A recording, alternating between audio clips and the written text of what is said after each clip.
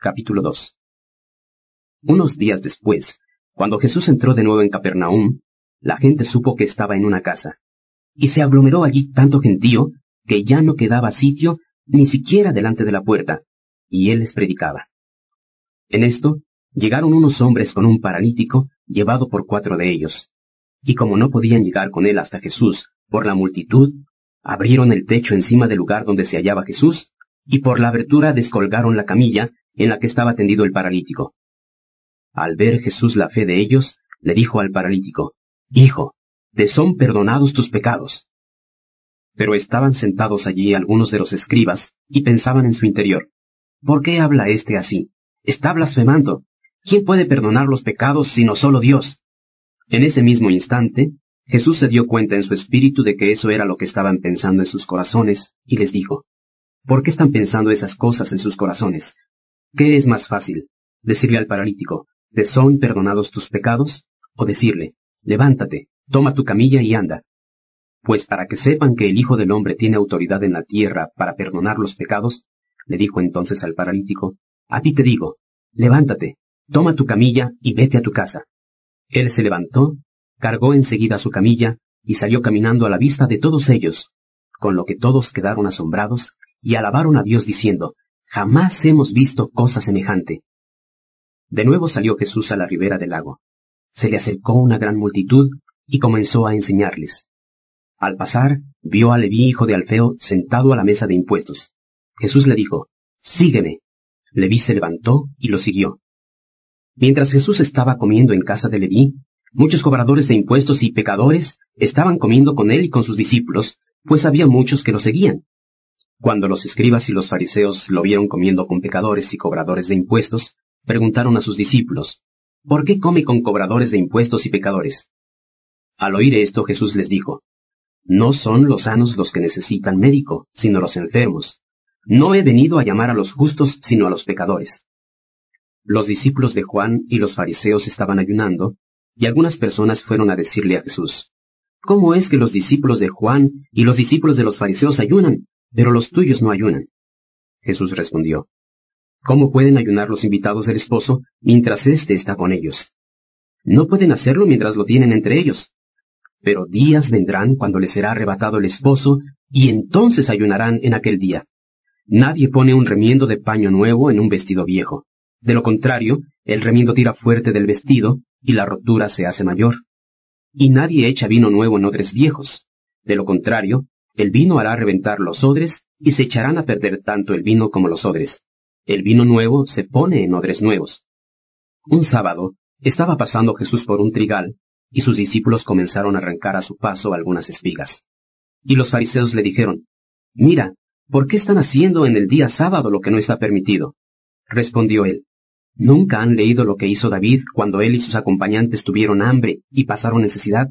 ¿Cómo entró en la casa de Dios cuando el sumo sacerdote era Abiatar, y comió los panes de la ofrenda, que sólo a los sacerdotes les estaba permitido comer, y les dio también a los que estaban con él?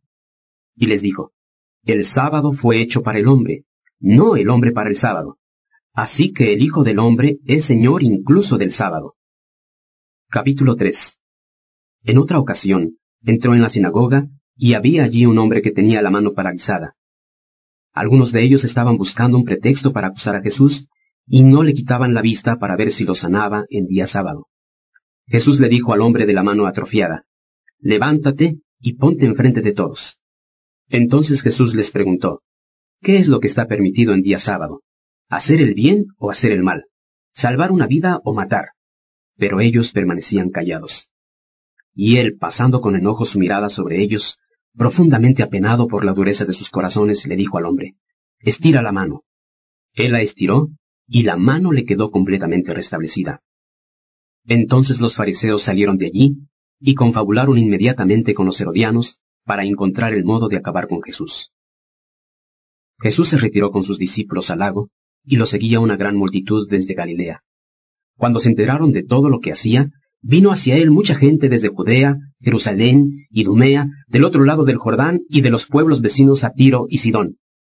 A causa de la aglomeración, les dijo a sus discípulos que le tuvieran preparada una pequeña barca para evitar que la gente lo estrujara. Porque había sanado a muchos, hasta el punto de que todos los que sufrían dolencias se empujaban para tocarlo. Y siempre que lo veían los espíritus malos, se postraban ante él y gritaban, «Tú eres el Hijo de Dios». Pero él les ordenaba seriamente que no dijeran quién era.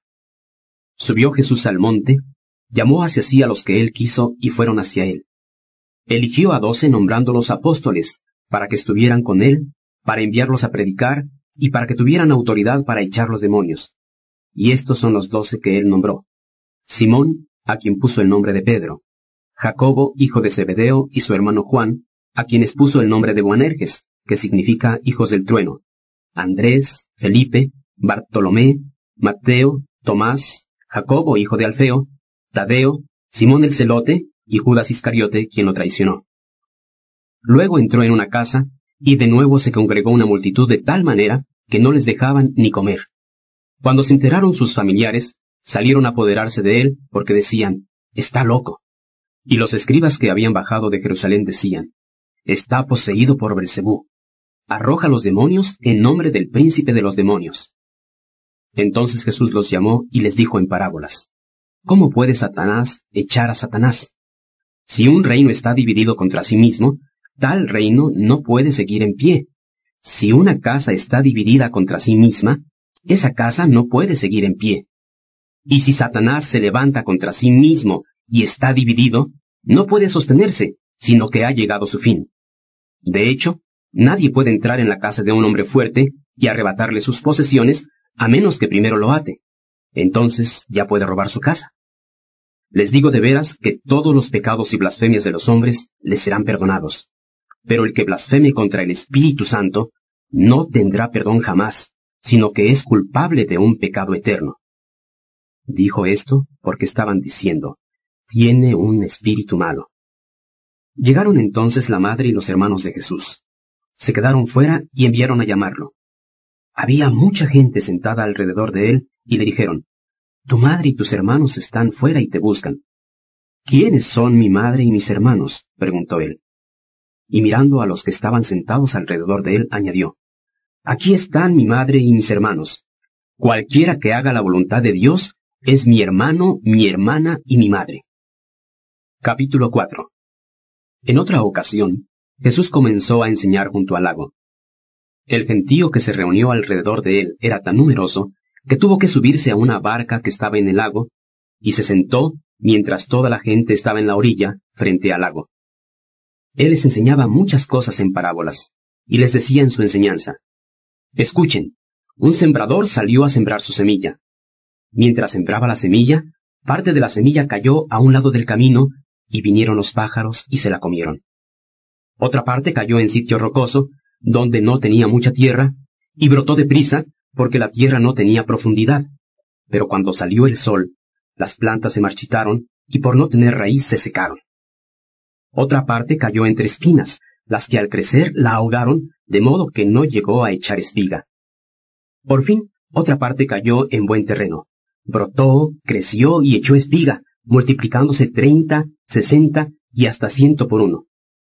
Luego dijo, «El que tenga oídos para oír, que oiga». Cuando se quedó solo, los 12 y los más cercanos a él le preguntaron sobre las parábolas. Él les dijo, «A ustedes se les ha concedido conocer el misterio del reino de Dios.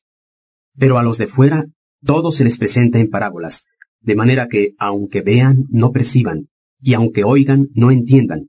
De otra forma, podrían convertirse y quedar perdonados». Jesús les dijo, «¿No entienden esta parábola? ¿Cómo podrán entonces entender las demás parábolas? El sembrador siembra la palabra. Algunos son como lo sembrado junto al camino, donde se siembra la palabra, y tan pronto como la oyen, viene Satanás y se lleva la palabra que ha sido sembrada en ellos. Otros son como lo sembrado en sitio rocoso, que cuando oyen la palabra, inmediatamente la reciben con alegría. Pero como no tienen raíz en su interior, en cuanto surge un problema o una persecución por causa de la palabra, enseguida se apartan. Y otros son como lo sembrado entre espinas. Oyen la palabra, pero las preocupaciones de esta vida, el engaño de las riquezas y las codicias de las demás cosas entran hasta ahogar la palabra, que se vuelve infructuosa. Otros son como lo sembrado en buena tierra. Oyen la palabra, la aceptan y producen fruto a 30, a 60 y hasta 100 por uno. Les dijo también, ¿acaso se trae una lámpara para ponerla debajo de una caja o debajo de la cama? Por el contrario, ¿no es para ponerla en el candelero? Pues todo lo que está escondido quedará algún día al descubierto, y lo que se mantiene en secreto llegará a descubrirse. El que tenga oídos para oír, que oiga. Presten mucha atención a lo que oyen, continuó diciendo. Con la medida que usen, serán medidos ustedes, y aún se les añadirá. Al que tenga, se le dará más. Al que no tenga, hasta lo que tenga le será quitado. También dijo, a esto se parece el reino de Dios. A un hombre que esparce la semilla en la tierra, de noche y de día, lo mismo si él duerme que si está levantado, el grano brota y crece, aunque el hombre no sabe cómo. Por sí sola la tierra da fruto, primero el tallo, después la espiga, finalmente el grano lleno en la espiga. Tan pronto como el grano está maduro, mete la hoz, pues ha llegado el tiempo de la cosecha. También dijo, ¿a qué compararé el reino de Dios? ¿O qué parábola usaré para describirlo?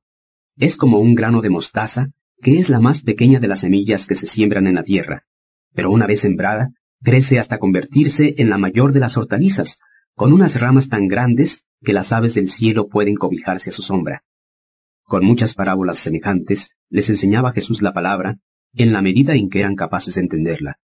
No les hablaba de nada sin usar parábolas, pero cuando estaba a solas con sus discípulos, les explicaba todo. Aquel mismo día, al anochecer, dijo a sus discípulos, «Vamos a cruzar a la otra orilla». Y dejando atrás a la muchedumbre, se lo llevaron consigo, tal como estaba en la barca. También le acompañaban otras barcas. De pronto sobrevino una furiosa tempestad, y las olas golpeaban la barca hasta el punto de que ésta comenzaba a inundarse. Jesús estaba en la popa durmiendo sobre el cabezal. Los discípulos lo despertaron y le dijeron, «Maestro, ¿no te importa que nos ahoguemos?» Él se levantó, reprendió al viento y dijo al mar, «Calla, cálmate». Entonces cesó el viento y se hizo una calma completa. Y les dijo a sus discípulos, «¿Por qué son tan miedosos? ¿Todavía no tienen fe?» Ellos estaban espantados y se decían unos a otros, «¿Quién es este que hasta el viento y el mar le obedecen?»